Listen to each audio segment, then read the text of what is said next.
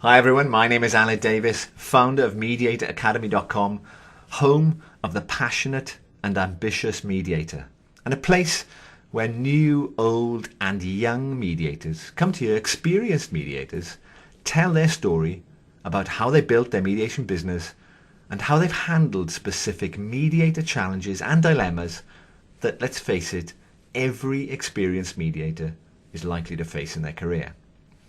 And I love hearing about these stories because I find them inspiring, I find them motivating, I find them packed full of tactics and strategies that can help you, and hopefully you can learn from my interviewees and go out there and create your own success story.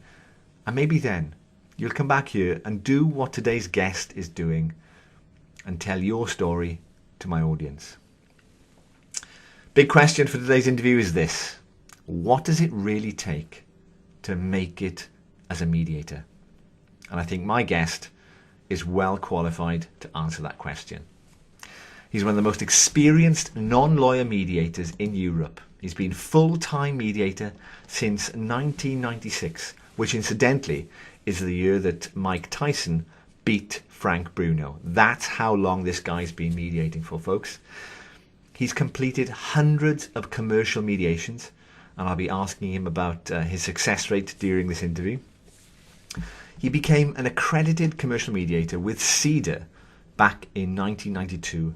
In fact, he even wrote the mediator training manual, the mediator training handbook. He's won awards and accolades too numerous to mention in this interview. He's the author of Mediation of Construction Disputes, and he's written dozens of thought-leading papers on mediation. He's the founder of MARTA, Mediation and Training Alternatives, which specializes in advanced mediator training courses and seminars. And finally, he's described in Chambers' directory as possibly the nicest person in mediation. David Richbell, welcome. I think the interview ought to be over now. You can't beat that lot. Thank you. I'm not sure what's more impressive, David, being considered as possibly the nicest guy in mediation, or actually featuring in Chambers' directory as a non-lawyer. Well, that statement has counted against me, I think, because most lawyers feel that mediators need to be headbangers and so on at times. So being the nicest person in mediation hasn't necessarily produced much work. In fact, part of my profile sort of tempers it by saying, we'll bang heads if necessary. Nice, but we'll bang heads.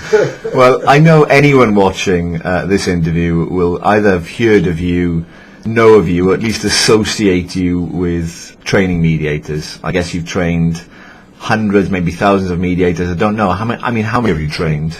Any idea? I don't know, because we've trained a lot abroad as well, okay. And so it's difficult to say, but it's certainly well into the hundreds. Okay. And then beyond that, there are people that we've trained to use mediation, so lawyers and other advocates and so on. Okay, so why then, when, and I'm sure everyone would agree, when you're just hitting the prime of your career, why now stop training mediators? Okay, it was a really tough decision because I love training mediators. It's a real privilege, and Jane, my partner and I, got to a point where we were aware of a lot of mediators who've been trained, who are on the market and are just not doing work. Worse, that we were specialising in training mediators who are non-lawyers, and non-lawyers have an even greater difficulty of getting work.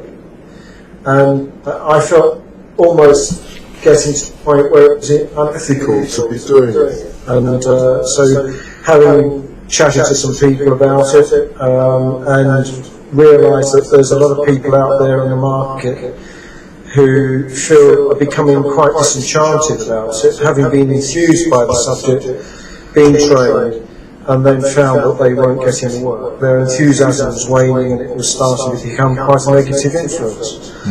And so Jane and I decided that we were going to focus on supporting those people in different ways and trying to provide very cost-effective training that would help to keep their enthusiasm up and to keep their skills polished. Okay. It was also a time when we'd been in partnership with one of the big organisations, and that contract had ended, so it was a commercial opportunity as well as it were, a moral opportunity. Okay. Well, I'm going to be interested in finding out how you intend to support a whole raft of mediators that I think. And part of the reason that's motivated me to do with Mediator Academy is, like you, I've encountered so many mediators that are frustrated, that have the best will and intention in the world, that have invested their time and their resources to train as a mediator, and just are frustrated with the lack of opportunity, with the lack of support. So I'm going to be really interested in understanding how you intend doing that. And I want to come back to that. Okay. I also want to unpack what I think certainly is a question that's going around in my mind, and it's also a question I know that other people have asked me. What distinguishes an effective mediator from an ineffective mediator? And I see an effective mediator as someone not just that can mediate effectively with in a room with people around the table, but actually, how does a mediator go out there and carve their own path in the world and start resolving conflict? Because it's not as if there's a shortage of conflict in the world. No. Okay, there's two separate issues there. I think that one of the organisations that I belong to is the Civil Mediation Council, and they are trying to establish standards for mediators. And the route they're going down, which I don't think is the right route, is to decide on a mediator should have a minimum of X number of hours training. Okay, I think it's 32, it would go to 40. But my experience is that, a good mediator would be a good mediator probably after 10 hours training, and a bad mediator would still be bad after 100 hours training. It's really the assessment criteria that should be the thing that is standardised and approved and so on. And what makes a good mediator? Well, I think first of all that we need to be able to create trusting relationships with people quickly. So it's all about relationship building and in the jargon, rapport building and so on. That's the first thing. And I think also that there is a need to be, how can I put it, a sensitive negotiator. That commercial mediation, and I'm concentrating here on commercial mediation, that it is really an assisted negotiation, and if a mediator is experienced in mediation, understands tactics, understands strategies and so on, I think that there can be a tremendous help to people achieving a settlement in the mediation. Those are the two things I think that are really important. The second one tends to mean that mediators need to have some business experience. Because I think that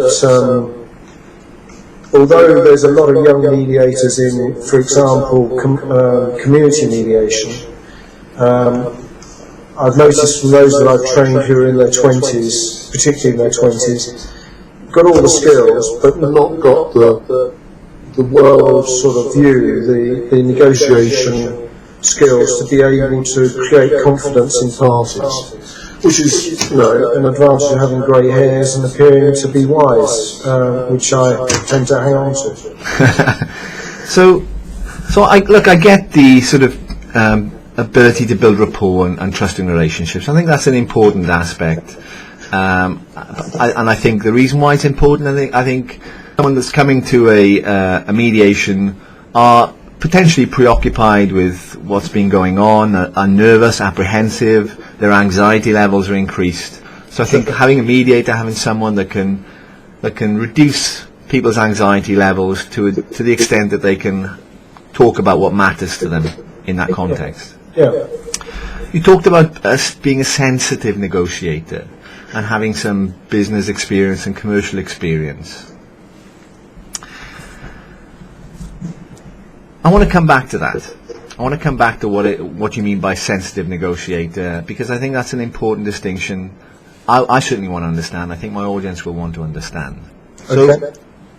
So I want to come back to that. But first, I want to rewind the clock right back to when it all started for you. Okay? Because if I look at so the demographics of most mediators, you mentioned, you don't see many 20-year-old mediators. And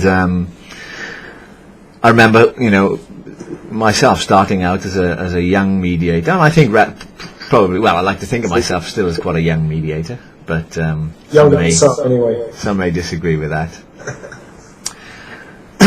But I'm interested in what got you.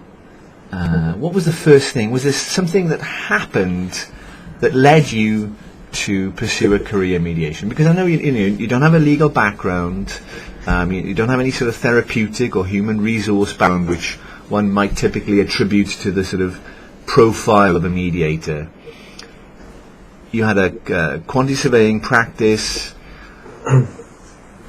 Actually, let me stop talking. Tell me a little bit about what led you into mediation. Well, as you say, I had a quantity surveying practice, been a quantity surveyor all my working life, had my own practice for 18 years, have been involved in, construction is a great industry for creating disputes, and some I'd resolved, very few I'd created. But when they had gone to court or gone to an arbitrator, the end result was, I thought, awful. That I felt that no justice was obtained by someone saying that you win, you lose. One party wins, one party loses. End of story. Because so many factors contributed to problems in construction, particularly. It's weather sensitive, skill sensitive. It's dependent upon the human beings and their failings and weaknesses, their relationships, and all that sort of thing. They all build up to a situation where a problem occurs. But for then someone to say, well, this is the reason for this particular problem, and you win, you lose, just seemed to be awful, and certainly not justice. And then when mediation came along around 1990, I actually went to an RICS branch meeting, which I never used to go to, but by chance I went to this meeting. I heard a chap called Don Harmer talk about mediation, and I thought this is worth looking at. So I went up and spoke to him and said, who do you recommend? And he gave me a couple of names. I just happened to pick CEDR, went and trained, which was a difficult time because early 1990s business wasn't great, but I had the time, and I can remember having this thought, can I afford it? I've got the time, and then deciding, well, if I can afford it in the future, I won't have the time, so now's the time to take the plunge. So I found the money and did the training, and it was an absolute coming home for me. It went straight there, and it's been there ever since. Because it just seems to me to be not only common sense, but give parties the opportunity of getting a settlement which gives them justice and a feeling of dignity, where I just didn't feel that at all. And often, not always, but often, an ability to restore relationships that have been fractured by the dispute. Yeah. When a moment ago you said something like, you said it was a coming home for you. Yeah. Say a bit more about what you mean by that. Well, I suppose instinctively I'm a peacemaker, reconciler at heart, although I tend to be an avoider with my own disputes. I tend to run away rather than put into practice what I teach people. But as you know, I'm a practicing Christian, and I suppose that's part of it as well. Okay. It just seems to me to be well, common sense first and foremost, Yeah. and a human process, which I feel is not so with the formal legal process. Yeah. So it sounds like it was consistent with some core values and things that are important for you. Probably, yes, I think so. You talked about dignity and an outcome with some dignity as well. Yeah, absolutely. Okay. All right. And part of that is about saving face, and I'm sure we'll deal with that sometime during our conversation, but I think one of the reasons why a mediator needs to be a good negotiator is to help parties avoid losing face, which comes back to me talking about deals with dignity. Yeah, yeah. And as you're talking about that, I can also think about my first encounter with mediation and having some kind of similar experience, thinking actually, this is something common sense, something important, too important to neglect. Sure. Which led me into more of a curious place to explore mediation as a way of resolving dialogue. I mean, I'm from the Rhondda Valleys. Talking about through your difficulties just was unheard of. Yeah. Well, you played rugby and smashed them in the scrum, didn't you? Something like that. I don't want to mention rugby at the moment. It's a sore subject, not for me, but maybe for you, David. So going back to that training experience that you had, I mean, who trained you to start with? You talked about CEDR. Who were the trainers? Well, Carl Mackey, who's still the chief executive of CEDR, was the lead trainer with an American guy called Eric Green from an organisation called Endispute. It was a second training course that I went on, so it was sort of based upon the American experience, and the cases tended to be American cases on. And there are other trainers who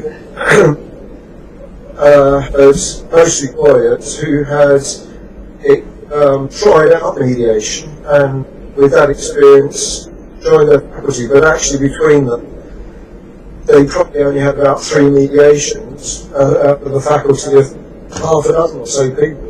Okay. But of course that's how it was, that there was no mediation going on in the UK. And that 1 or 2 people like Eileen Carroll and David Miles and so on, both lawyers, were keen to bring it into the UK, and they were part of the CEDR training faculty. Okay. So if there wasn't much mediation going on, how did you decide to end your quantity surveying career, and at what point, at what stage did that happen, and how did you start getting mediation assignments? Yeah. Well, as you say, I was training in 1992-93, became full-time 96, full-time through becoming a director of CEDR and joining them, but therefore mediating and training mediators through CEDR until 2001, when I then set up MUTTA and started on my own again. There weren't many mediations around. I mean, CEDR at the time had, I don't know, 6, 8 people. When I left, there were 40. The mediations were very few. I can remember rejoicing every time an inquiry came in, let alone actually an actual mediation. And a lot of our time then was spent in telling people about mediation and explaining what happened and so on, which you don't have to do now, because the lawyers who are the ones who take cases to mediation have already had experience and so on. So there's been a huge change in a very short period of time, really. Yeah. I got my first mediation by mistake, really. Carl was on holiday and someone rang me up and said, it's a construction dispute, can I do it? And it didn't take long to say yes. And it was a 2-day mediation. And Carl popped in just to make sure I was okay. So I like to say that he was my assistant. Okay. And looking back at that very first mediation, I mean, how did it go, by the way? I learnt a lot. It settled on the second day, but the first day it was going really well, and I can remember saying to the claimant, it seems to me, this at the end of the first day, it seems to me that there's going to be a deal around 1.5 million, something like that. If that was on the table, would you be interested? And he said, do you know, I played golf with their chief executive last Sunday, and he offered me 2 million, and I turned that down. So why should I turn down 1.5 million? Why should I accept 1.5 million a day? So we went into the second day, and the lesson I learned then was to talk about settlement offers before we started, so that I knew where the starting point was. Okay. So and I guess you've learned your lesson from that very first mediation. Absolutely. Yeah. Okay. Because with settlement offers, although they might have been withdrawn, still in mind, you know, people know at some stage they were prepared to accept a certain figure. And no matter what's gone on since, that still remains in mind. And most people will assume that's where we start negotiations. They'll try to change that, but most people will assume they've been prepared to offer that at one time, they're still prepared to offer it now. Okay. So it sounds like going into a mediation, one element that's going to be important is to find out what conversations the parties have had leading up to that mediation in terms of what they've discussed around possible settlement options or anything else. I mean, Yeah. that's something that is part of your practice now. Absolutely.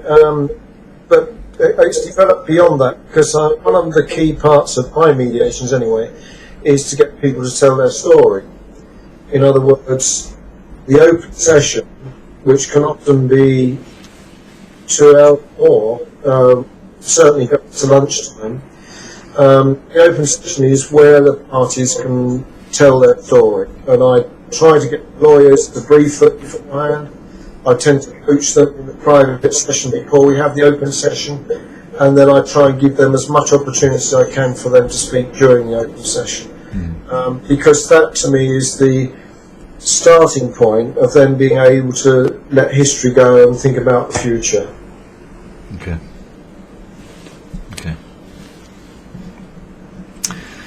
So, going back then, you became Director of Training at CEDR, got your first opportunity, which you just described. At that stage, did you know that this was the career that was for you for the ad infinitum, or were you undecided? The big decision was to give up my QS practice because I had employees and so on, and that took a lot of agonising over, really. Well, more so the actual making employees redundant and then giving up a lifetime of quantity surveying, you know, because I can remember waking up and thinking, as a quantity surveyor, I'm going to do something today that I've done before. As a mediator, who knows what's going to happen? You know, every case is different. So, from a personal point of view, it wasn't a difficult decision, but from a point of view of being an employer, it was. And in fact, it all worked out well because everybody sorted out their jobs, and a colleague continued the QS business, and he's still in practice actually. So it worked out all right, but it was a big decision to make, and it took 6 months to happen. But I've always looked back and think this was a dead straight line from where I started to where I am. I mean, it's where I should be, where I've always been meant to be, and long may it continue. It's interesting what you said there is, you know, kind of waking up one day, quantity surveying, knowing that day is going to be pretty much the same as the day before and the day after. Waking up as a mediator, you don't know what's going to be on your plate. No, and even in the training, you know, every training course there are different people, different strengths, different weaknesses, different emphasis, different challenges. So even though you might have a core of material and so on, the way that we train is to be greatly influenced by the people that are attending the course and so on. So it's always different. And it sounds like that's something that you really enjoy, that freshness, that newness, that uncertainty. And the spontaneity of it. I agree, because it's stimulating to me and challenging as well, and I think that's great. See, I think that being able to handle uncertainty is such a fundamental makeup of a mediator, because on many levels, particularly if you're a freelance mediator, being able to wake up and not know whether you're going to be able to pay the bills this month, that level of uncertainty, to be arriving at a mediation and really not knowing what's going to be said, how it's going to pan out, what curveballs are going to come during the course of the mediation, and being really comfortable, being really okay with that level of uncertainty. Yeah, it's strange because I agree with everything you've said, and yet in my personal life, I find uncertainty quite difficult. I like to plan things and so on, and yet in my business life, as you say, it's part of the uncertainty is part of the pleasure and the challenge of the work. Yeah. Okay.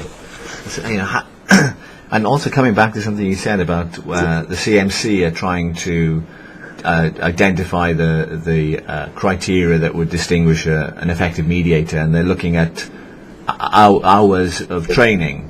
Yes, amongst other things. I mean, obviously CPD and experience, all that sort of thing goes with it. So yeah. So if you're thinking about, and you said something like, the right person can be an effective mediator with 10 hours training. The wrong person, they can train as a mediator until the sun goes down, it comes up again and goes down again, and they'll struggle to be effective. Yeah. How do you bottle those attributes? How do you bottle them? How do you assess them? How do you develop them in someone? Can you develop them in someone? Well, that's a challenge, and you always get it wrong sometimes, and that's demonstrated by the fact that there's quite a few accredited mediators out on the market that I wouldn't consider to be particularly great. And that may be because their training wasn't good, because there's a lot of training options out there. It may be that they just haven't got the sensitivity and the skill to be really good. I mean, they might be effective, but one of the things that I've been agonising, not the right word, but working on over this last year or more is a route to mastery. How do you become a really top mediator, what I call a master mediator? And that's still in its thought process and development, but I think that it's really important that not only are you a good mediator when you start, but you continue to be a good mediator all the way through. And I have a fear that there are some who are practicing now and who are mediating on a very, very regular basis that are in danger of being on autopilot rather than being on their toes every time they mediate. And that's part of the working out of what it is to become a master in the craft, and how do you make sure you stay there. And what sort of conclusions have you come to so far? Obviously experience is a big thing, but one of the dangers about mediators is that a lot mediate alone. I don't, I always have an assistant, but a lot mediate alone, and so there is no control over whether you're getting into bad habits or not. I've been trying to persuade a lot of the experienced mediators to undertake peer reviews, whereby at least once a year an experienced mediator sits in with them so that they can get feedback from a different perspective and so on. But I think a lot of it is also humility, being prepared to be tested, being prepared to accept that you can still learn, you can still go on training courses, you can still develop, even if you might be the best mediator there is doing 3 or 4 mediations a week and so on. I think humility is a great asset. I think it's actually a great necessity if someone is to be a master in their profession. So it sounds like humility is a core attribute of an effective mediator. Well, I think so, but I can probably name several top mediators who are probably the busiest, who I'd say probably don't demonstrate very often anyway an element of humility in what they do. So I mean, inferring from that then, there's an inconsistency between effective mediators and busy mediators. Busy mediators not always effective ones. Yes, I mean, the theory is that the market decides who gets the work or not. In practice, I don't think that really happens, because there's a lot of good mediators who are not very busy. And I think, therefore, that it's a lot of it is who do you know, and where are your contacts, what's the network that you can develop to give you work and so on. And that's one of the reasons why there's a lot of barristers who've become mediators, because they are in an ideal position to have the contacts with the law firms and the solicitors who get out the work and so on. Yeah. So I think there are quite a few busy mediators who are not necessarily what I'd say are demonstrating the real qualities of mastery that I'd like to see. Yeah. So it sounds like one element then of learning to become a mediator, training to become a mediator, is not just to learn about the process, learn about the skills, learn about the sort of attitude, the values and so on, but also to learn about the practical side of things. You know, how do you generate business? How do you market yourself as a mediator? Sure. Yeah, I wrote a paper quite early on developing my mediation practice, which is on the website. But it's no rocket science. It's common sense. You know, when you start in business, you shouldn't expect to be given work. You know, the people that train will usually say, "We're not employment. You know, we will give you assistantships if they come up, but don't rely on us for work." Yeah. Who's going to give you work? Well, it's the people that know you. Yeah. So you've got to work your own work. You decide what makes you different to other people, what's your unique point, and then you've got to work your network of contacts, people that know you, will trust you, and will convince the other person to a point. Then when you get an element of experience, then you can market yourself outside your immediate network. Yeah. Okay. Well, I mean, let's talk a little bit about how you position yourself in the market. You talked about what makes you different. Now, I don't think I'd be alone if I suggested that you are a bit of a maverick in the world of mediation. And before you even attempt to challenge that notion, I do have compromising video footage of you being interviewed by was it David Miles? Yeah. Yeah, you're sitting there in an interview with David Miles with a full-size daffodil stuffed behind your ear throughout the entire interview. And by the way, that video, folks, is freely available on Google. Just Google David Richbell videos and see for yourself. So there's some kind of, definitely something that makes you stand out. That sort of eccentric, maverick type quality. I mean, is that something that's important to you? Is that something that you consciously do? Does it come naturally? I wouldn't recognise it. I mean, you've just picked on an example which I can explain. I'm not sure that wearing a daffodil makes you a maverick, but no, I always look upon myself as being quite a conventional person, actually. The only thing I would say is that when I train, I tend to wear bright shirts, but there's a historical reason for that,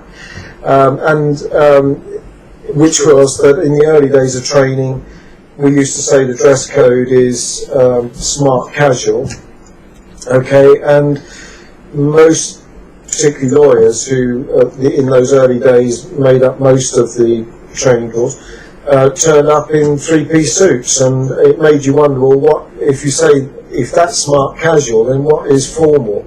You know, so I started wearing bright stripy shirts to model, and of course modelling is a great part of the mediator's role, to model dress code. And okay, they got the idea. Three-piece suits are very rare on mediation training courses, but it just so happens to become a habit, and a habit that means that I'm often remembered as the guy with the shirts, which I'd rather be known as than the guy with the double chin or the thinning hair or whatever. You know. So there is now a selfish motive in that. See, but I wouldn't call it maverick. And the daffodil was because Matter used to run masterclasses, 4 masterclasses every year. It's in which I used to interview a mediator, a high-profile mediator, and talk about how they got into it, what they did, what techniques they used, and all that sort of thing. And David Miles said, after about 30 master classes, he said, look, we've run out of sensible subjects, why don't I interview you? And he did. So I was the master on that occasion, and it happened to be St. David's Day, okay? And he did me with a daffodil, my name being David, it being St. David's Day. He did me with a daffodil, and I thought, well, what do I do with this? So I go and stuck it behind my ear, and it happened to be there for the rest of the interview. But there you go. I mean, how can you say you're not a maverick? He presented me with a daffodil, what am I going to do with it? Anything but stick it behind your ear for an interview and leave it there for 30 minutes as if it's the most normal thing. Brilliant. It was a sensible place because it sat there for the whole of the interview, so it was the proper place to put it. Well, I suppose another aspect of you I see that stands out is you're quite outspoken. You'll say what's on your mind. You don't filter your thinking. If you believe in something, you'll talk about it. And one of the things that you talk about is the difference between non-lawyer and lawyer mediators. I saw you at a debate with Bill Wood, who I think is a fantastic orator. I enjoy him very much. And you were debating, I think the subject was non-lawyer mediators are more effective than lawyer mediators, was it? Lawyers make the best mediators. Non-lawyers make the best mediators. Yeah. And you wrote a paper, in fact, which was also on your website. I'd like to come back, actually, and get that reference for developing your own mediation practice, because I think my audience might want to read that paper, if that's okay. But your paper was the non-rise of the non-lawyer mediator. Yeah. And, I mean, I'm not going to try and sum it up, because it speaks for itself. I think I see it slightly differently. I think we all bring our own stuff to mediation, which can either help us be effective or it can hinder us from being effective in the context of mediation. You know, you talked about your approach to conflict, and actually how in your own life you'd rather avoid conflict. I can relate to that. I can really relate to that. I'm not one that is comfortable around sort of confrontation. But what is it about lawyers, David, that potentially reduces their effectiveness as mediators? Help me understand that. As you know, I lost that debate. In fact, if I hadn't have spoken, I'd have won it, because we had a vote before I spoke and a vote afterwards, and before I spoke it was 2/3 in favour of the motion and 1/3 against. After I'd spoken it was 1/3 in favour and 2/3 against, and it had nothing to do with what Bill Wood said. As you say, he's a great orator, he's a great guy, but Marion Roberts, who comes from the family mediation arena, quite rightly said, look, this is a wrong debate. It's not about being a lawyer or a non-lawyer. It's about, has the mediator got the right qualities to build trust with the parties and to be able to communicate with them and so on. And I thoroughly agree with her. But of course, we were talking on the title of the debate, not. So I think that we all come with challenges. Lawyers and non-lawyers. I think we come with advantages, potentially. I think non-lawyers, because most of us have a business background, can help businesses resolve their disputes better than someone who comes from a legal background and therefore doesn't have the sort of experience that business people would have. And not least because, as we all know, in a mediation, the legal points fall away pretty quickly, and what we're talking about is an assisted negotiation where a commercial settlement is achieved. In the main, I mean, 99 out of 100 cases that are resolved by commercial negotiation. And I think that non-lawyers can offer that bit more than lawyers can. But it does come back to the fact that a good lawyer mediator can still resolve disputes in the way that a good non-lawyer mediator can. Lawyers, I think, have challenges because law is their speciality, and there must be a temptation to enter into the legal debate with the lawyers who are present in commercial mediations. Fortunately, I'm in a position where I can't even enter into it, let alone give steer on how it might happen in court and all that sort of thing.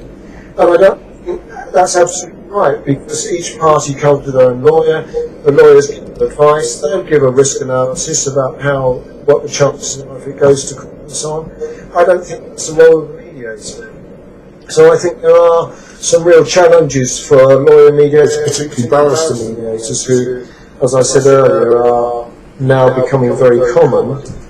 And I think it must be very difficult for them not to offer advice and give steers about how a judge might approach the case and what likelihood it would have in court and so on, which is a totally wrong emphasis when you look at mediation, which is an assisted negotiation, where parties themselves are the ones that achieve the settlement and where their lawyers are the ones that give them the legal advice. So I think there are challenges all round, because we all come with baggage, but I think that on balance, non-lawyers ought to be able to do it better.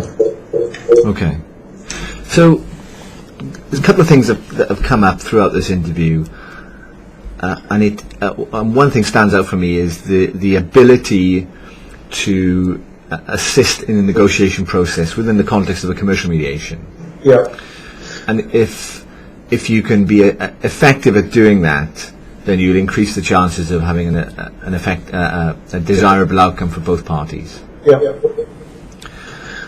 So can you help me understand the specifics of what an effective negotiator does in a mediation? As a mediator? As a mediator, help my audience understand so they've got some real specifics around what is an effective negotiator would do wearing the hat of the mediator. Okay, I ought to say this is what works for me, but that doesn't necessarily mean it's going to work for everybody, and there's a certain amount of risk attached to it. First of all, I avoid going to figures early. So if a party said to me, look, as has happened before, we know all about their case, we've seen their pleadings, this is just about money, let's negotiate. In the early days when I was inexperienced, a couple of times I said, okay, let's negotiate. And sure enough, we got deadlocked pretty early on. We had to go all the way back to the beginning and start again. The mediation process works, and it's a matter of trusting that process. And part of that is, in the early stages of the mediation, you've got to give the parties the opportunity of telling their story. Even if one side is an insurer who's not at all interested in the other side's story, they just want to know, are they going to do a deal that's within what they've written in the books? The other side still needs to be given the opportunity of telling their story, of being able to say, this is what's happened to me, this is why I feel strongly about it. Because part of mediation is helping the parties move from history to future, and they've got to be given the opportunity of talking about the history before they can start thinking about the future. So I think that is part of the process. And for me, it is leaving the figures as long as I can. Because my experience is that if a party sees, as you know, the mediator needs to establish the parties' needs, not rather their claims. And once the parties' needs are identified, if a party can see that their needs are being met in the shape of the deal that's emerging, they're prepared then to be sensible about the details of that shape of settlement. So what I try and do is to get a piece of jigsaw recognised without any detail going on it. So there might be 3 or 4 or 5 needs that a party has, and they can see that those needs are being gradually pieced together. Once that happens, when they start talking about money or offers, they're usually sensible. Give me a specific example, David. When you talk about the needs and the piece of the jigsaw, give me a specific example of where you've identified the needs of the piece of the jigsaw to the extent that then the parties have been more, in your words, sensible about the peculiarity or the details of the deal. Okay. I don't know that it's the best example, but the one that comes to mind is the one that I most recently did, which was about a developer on one side, who's a national builder, and 2 house owners on the other side, who had problems with their buildings. And they'd had 6 years problems with their buildings, and the builder had been back and tried to sort it out, and had spent quite a lot of time and work sorting it out. They'd had to decant the owners into other accommodation and so on, and it hadn't worked. Problem had occurred, and the builder had ignored it. And they came to mediation, and the 2 house owners were absolutely apoplectic about the way they'd been treated.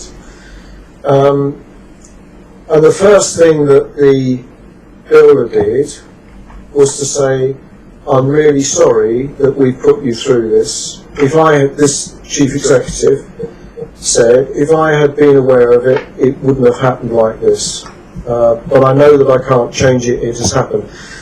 Now, their first need was met, which was, for the first time in the last 6 years, someone was listening to them and was recognising that they had been put to pain and was valuing their emotion. Now, that emotion continued for quite a long time. They were quite abusive in the open session, and it was quite difficult to control. But their first need was being met, which was recognition and apology. And that how did that chief executive just come up with that? Did you do any coaching with that chief executive is that normal in a mediation? Well, before the open session, we had private sessions, and so I did talk to him about how you're going to approach this, what are your tactics, and so on. Because obviously, I wanted this open session to have the best effect, not set the process back. Okay. So to have the best effect. So I would usually ask a party about how they're going to make use of this open session, and he said, "Well, we can't get away from the fact that we should have taken more notice of this problem at an earlier stage." And I said, "Well, I think that's a good starting point."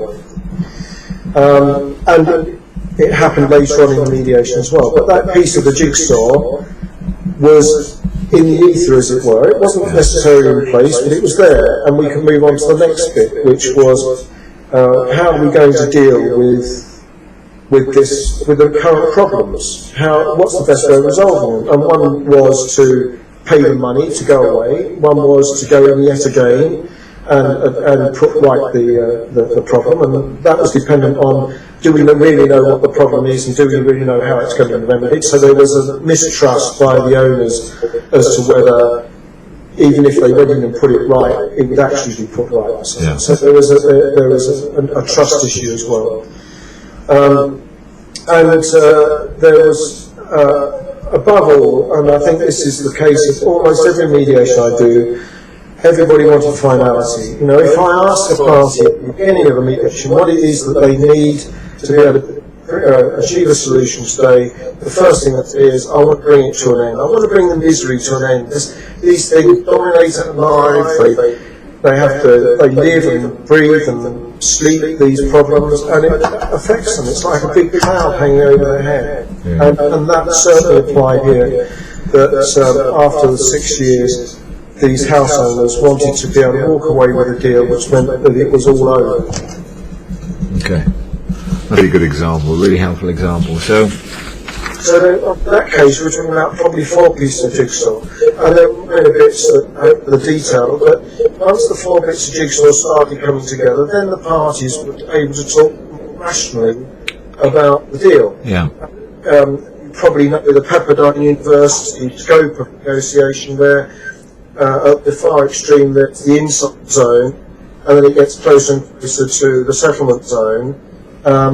My view is the more you can get the deals, the offers into or close to the settlement zone, the more people are going to be sensible about it. If you allow people to make silly offers in the insult zone, you get hardening of positions and people pissing each other off. okay. So I try to leave the figures until quite late. When people see the pieces coming together, they then know that a deal is possible that meets their needs, and so the offers, the detail becomes sensible. So by resisting that temptation to get into details and figures early and helping unpack what the party's needs are, you increase the chances of the first offer being within the sensible, the settlement zone as you described, and not the insult zone. Yeah, absolutely. And I realise that you need a hold your nerve there, and part of that is to say the process works, stick to the process, and resist the pressure by lawyers and so on to say, look, let's stop wasting time, let's get into the detail. What do you say to a lawyer, David, or a party that doesn't want to get straight into the talking figures? How do you? Yeah, fortunately, in most mediations, people respect me as the manager of the process. Now, I don't know if that's because I've got grey hairs or what. Fortunately, it's not challenged. It's certainly not challenged at the beginning. So what would a rookie like me say? What if I'm being challenged? What could I say? Well, let me give you an example. I had a great example last year of a barrister who I understand is a mediator as well, who arrived to mediation, and before he'd taken his coat off, I did his briefcase, and he gave me a timetable for the day and a schedule of topics that needed to be covered. In other words, a timetable and an agenda, which said that at 2 o'clock the first offers should be made, for example. And at 5 o'clock the mediation would be concluded. Okay? And I was absolutely gobsmacked by being given this. It never happened before. And I said to him, give me a few moments to read through it, which I did. Then went back and I said to him, look, tell me what your reasoning is behind this. And he said, well, my experience is that most mediation drift purposely, without purpose, through the day. And my immediate reaction was to say, well, your mediations, mine don't. I resisted that. And he said, so I thought that putting structure on the day, which is what I do in my mediations, he said, putting structure on the day is helpful. I said, well, what happens if you don't have a first offer at 2 o'clock? And he said, well, if they haven't made an offer by 2 o'clock, we will have done. So the agenda ruled, you see. So I said, thank you very much, and I put it on one side, and then got on with business. And in fact, the first offer was made at 1 o'clock, and I so wanted to stick my tongue out at him. But, so, again, I think that it's experience that enabled me to be able to deal with that by saying, thank you very much, put it on one side, and then get on with it in the way that I felt was the right way. Yeah. Which is not, okay, there's structure, but it's a flexible process, and certainly I wouldn't want to work to a timetable. So something then about reassuring the parties that actually you're in charge of the process, you know how to manage the process, and for them to trust you in managing the process. Yeah, they need to feel they're in safe hands. And so the early stages of mediation are really important to establish the fact that you know what you're doing, you know it's going somewhere, and you've got some confidence that it's going to settle. I mean, I always say at the beginning of a mediation, 90% settle, so you've got a really good chance of to get a deal today. It won't be easy, It was easy. So it's going to be tough, but so hang on to that. So something about managing their expectations. It's not going to be easy, it's going to be tough, but 90% settle. And so coming back to something you said right at the very beginning when I asked you what makes for an effective mediator, you talked about being able to develop a trusting relationship. And I'm guessing this is an element of that, to be able to instantly establish your credibility, come across as someone that the parties can sit there and go, you know what, I put my trust in this individual to make sure that it's a safe process and the outcome is this person will give us the best chance of achieving the outcome today. And being able to do that both in your sort of conversations that you have at the start and how you manage expectations and just develop that rapport.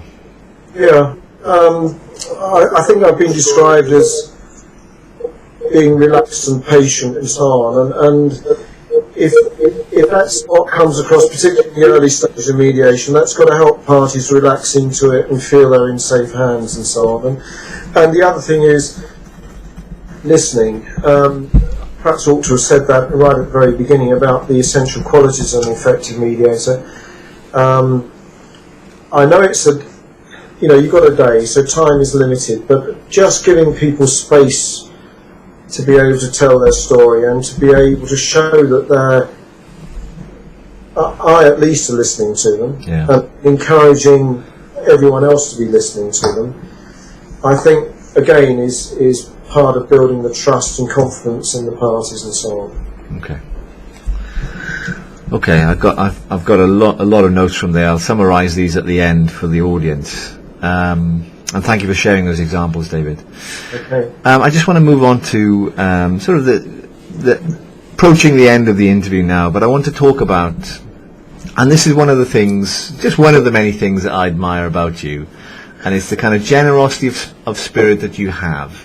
And I mean that by, you mentioned earlier that you always mediate with an assistant, so giving someone an opportunity to work alongside you and also make that sort of first contribution, see what it's like, test the water, and know that, you can salvage any, almost recover any disaster that might fall. You're referring to the story I told about. As you say, I always have an assistant, and I want to encourage them to have the best learning experience they can. This is the first taste of the real thing. So I used to say, look, if you want to chip in, ask a question, then do. And they didn't. So I then started saying, look, I reckon I can get us out of any mess you get us into, so, speak when you want to, and if it's not appropriate, I'll just say, hang on to that, let me finish, we'll come back to it, that sort of thing. And I said that to a guy who took me at my word and eventually took over running the mediation, and just as I was getting to take him aside and put him right, he absolutely blew it. I'm not going to tell the story because it involves some swear words and I don't think it would be appropriate. But I still say to assistants, look, I want this to be the best learning experience you can make it. So if you want to say something, do. But for me, the real value is the conversations between private sessions, when we go back to the main room, where we talk between us about what's happened in the private room, what's happened, what's been said. And I've got another pair of eyes, another pair of ears, which I can use, and which can really contribute to the benefit of the parties. But it's your commitment to learning, other people's learning, your own learning. I mean, the fact that you've been incredibly generous with your time and sharing some really great strategies and ideas with my audience. And I'm talking about what you've created with Marta, the seminars. I mean, the Ken Cloak day that you organised still stands out for me. That was just a phenomenal day where the guy talked almost non-stop for 8 hours. Incredible. Really inspiring. Now, what motivates you to continue to do this, to help others learn? I suppose part of it is that I want people to do it as best they can every time they do it, and so if they can get a little bit of knowledge that helps them polish their performance, then that's got to be a good thing. I think mediation is a very solitary profession, and I think that the more we're able to share with each other, the better it is. I think there is undoubtedly a real camaraderie amongst mediators generally, and therefore having opportunities to come together and share experiences is good and therapeutic and so on. I just want the standards to be so high that whenever a mediator is performing, they're absolutely at the top of their ability and so on. You know, and providing opportunities for that, based on the experience that I have, is the way that I feel is best. Yeah.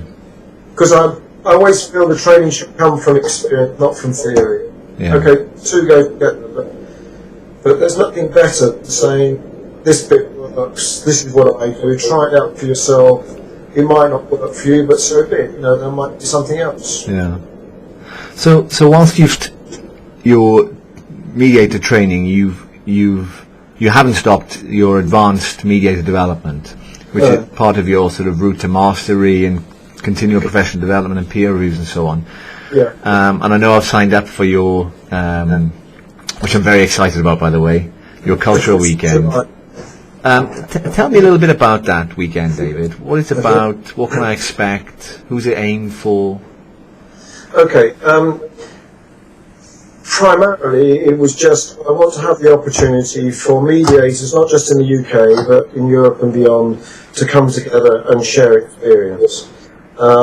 There's a group of senior mediators who meet every year called the Latin Group, and that's a really enriching experience. It's a very limited number of people, and I want to be able to replicate that by bringing 50, 60, 70 people together who are in mediation, who can learn from each other, share, speak, and also have a time when, for example, we're doing a question and answer session, Harvard Advanced Mediators as a panel, but we're also doing a session where, which we call Masters at Work, where the mediators show this is what I do at this particular part of a mediation, for example, you know, and then perhaps having an alternative technique demonstrated by other mediators. So, but the whole point is I've just called Mediator Academy. It's just to come together and to share and learn from each other. That's the way. There's a dinner the night before, which is, I always find food helps companionship. And then the second and third day, there's Joanne Kowalski, who is a great friend of mine in Australia. She is a wonderful teacher, has some incredible stories, and is a specialist in cultural issues in communication, not just communication, but she's going through 2 days on unpacking cultural issues in mediation. And that doesn't mean ethnic culture, it means culture in all of our societies and so on. And 2 days. Now, anybody who's experienced that will say how great she is. And that is limited to 25 people. Okay. So there's 25 places for the Joanna Kowalski's weekend. Yeah, what about because you've signed up for it.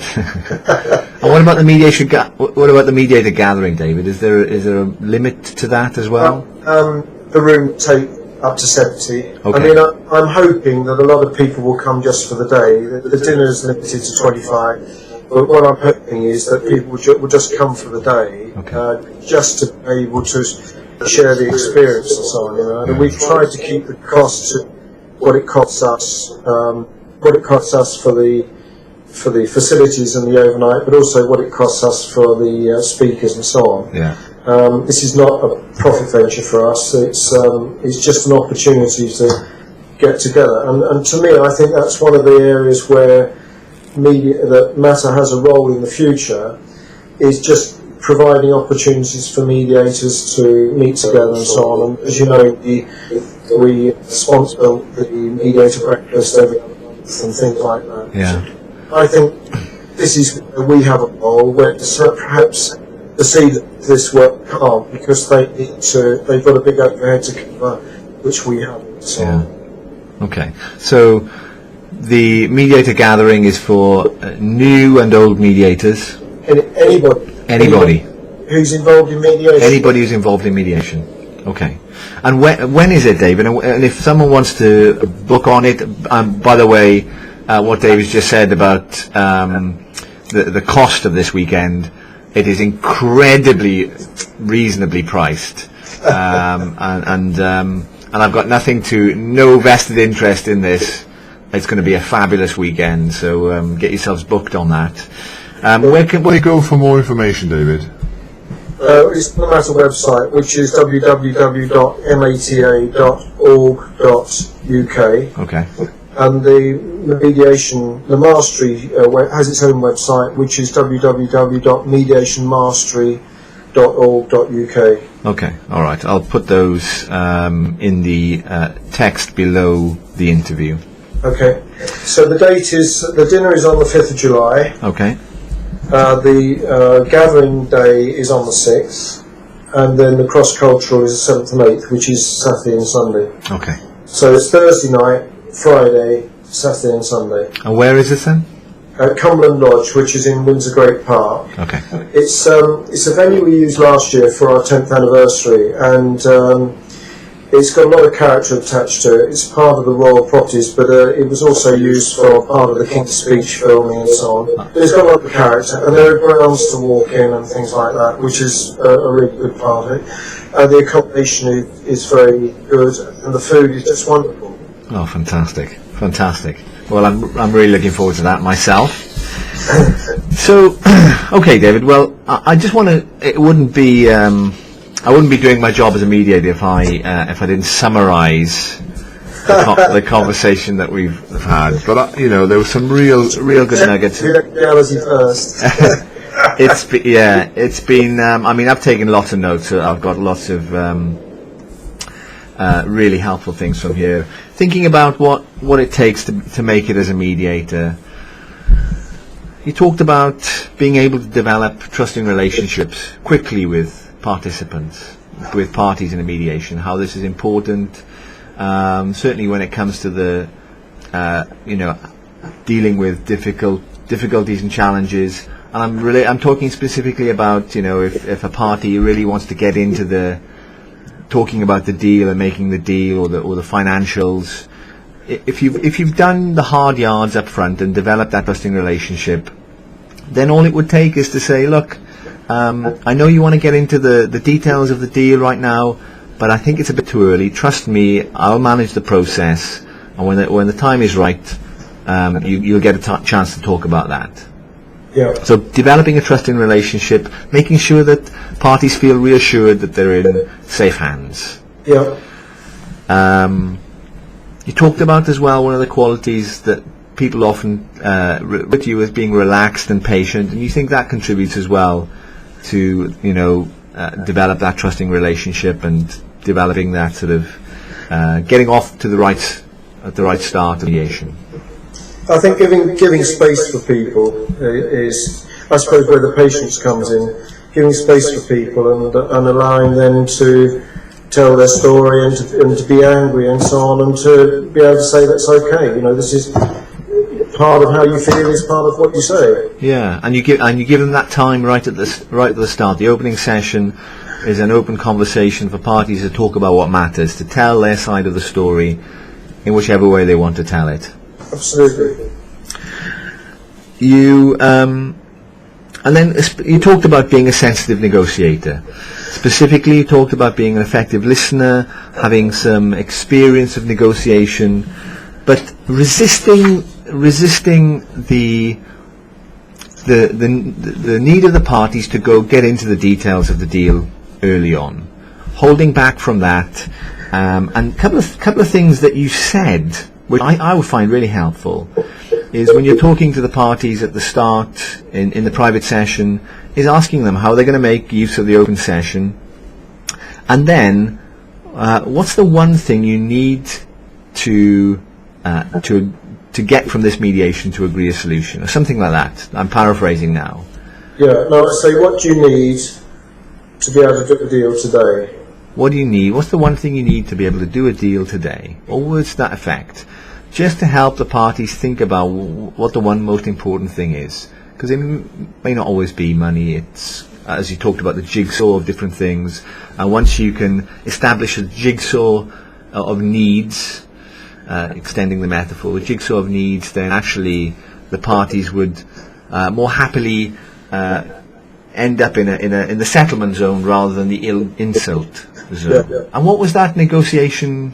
Pepperdine University did a research on styles of negotiation and so on, and they did a bar graph, which actually is in the book that you mentioned, the mediation of construction disputes. But I can let people have a copy of it if they want it. It's on it's not actually on the website, but I've got it on the database if people want it. Okay, and there's a whole bunch of other resources on your website. Developing your own mediation practice, you've written a paper on that. That's freely accessible, and many other resources. Oh. Have I missed anything, David? No. There was something I was going to say about the negotiation. I know what I was going to say on negotiation. The strategy that I've described today is primarily to help people save face, because I think one of the most important roles of the mediator is to be able to anticipate a situation where a party's going to say or do something which puts them in the corner and they get stuck. And so part of what I'm trying to do is to, why I talk about sensitive negotiation, is to help people avoid putting themselves in a corner. And part of that is talking about bottom lines, never talk about bottom lines. Part of it is helping people avoid getting into starting off in the insult zone where they've then got to get themselves out of it and that sort of thing. So helping people save face, I think, is one of the most important roles of a mediator. Okay. Just one final question. Where do you see the future of mediator development? Where do you see it going?